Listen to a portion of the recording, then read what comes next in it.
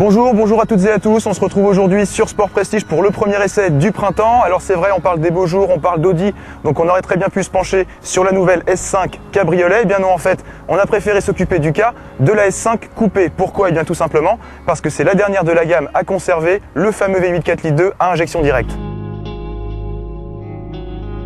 La S5, donc vous la connaissez, c'est la version la plus méchante de l'Audi A5. Alors forcément, avec 354 chevaux, on s'attend forcément à du brutal. Et bien c'est ce qu'on va voir tout de suite. Le circuit de la Ferté-Gaucher nous ouvre ses portes pour la journée. Allez cocotte, on y va. Tu vas te dégourdir les bielles.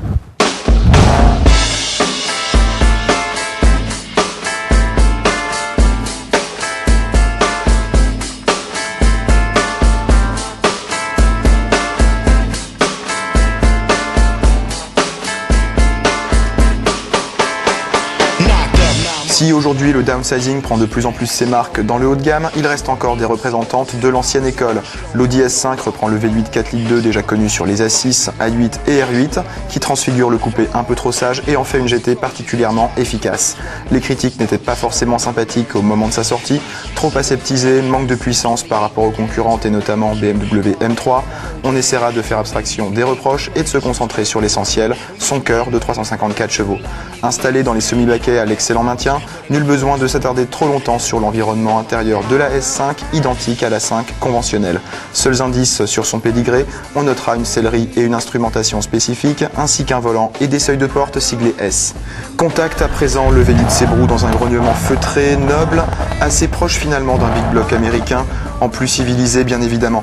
À présent nous sommes en troisième, le tachymètre avoue déjà 120 km/h et on confirme que l'autoroute n'est pas vraiment le terrain propice à l'épanouissement du coupé S5. Rendez-vous donc de ce pas sur un espace de jeu plus approprié.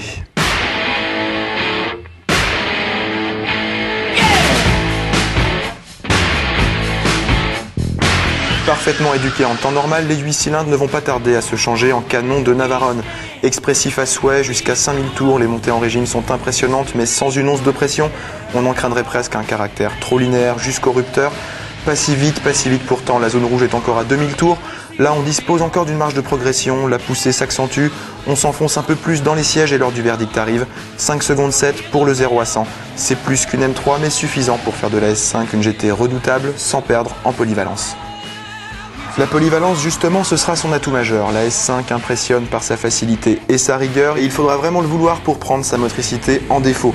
Sécurisante, elle place ses limites très nettement au-delà de celles du pilote et reste neutre, la plupart du temps trop neutre peut-être, même si les châssis Audi ont gagné en dynamisme ces derniers temps. La formule magique bien connue s'appelle Torsen. En simple, elle se dote du vrai système Quattro, permettant une répartition variable du couple en fonction des phases de conduite. On dispose malgré tout d'un bon renvoi d'informations, malgré une direction un peu trop légère en mode normal. Un défaut gommé avec l'option Audi Drive Select, permettant de paramétrer suspension et direction selon 3 modes. On préférera rester en dynamique, la direction devient plus consistante, l'amortissement plus ferme, les changements d'appui sont parfaitement maîtrisés sans pour autant perdre du compromis confort-efficacité. Tout est là pour extraire la quintessence de la S5 et fatalement mettre en évidence son principal défaut, un freinage mordant mais manquant d'endurance dès les premiers moments d'égarement du pied droit. Dommage, bien pas tant que ça au final, puisque le résultat est d'excellent augure pour une certaine RS5 de 450 chevaux prévue